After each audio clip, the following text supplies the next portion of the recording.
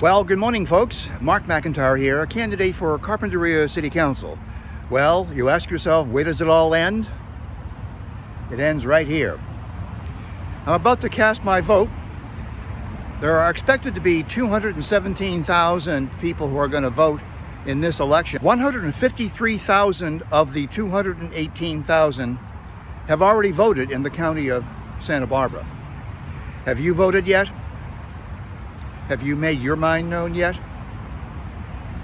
Vote is the last line of defense for freedom.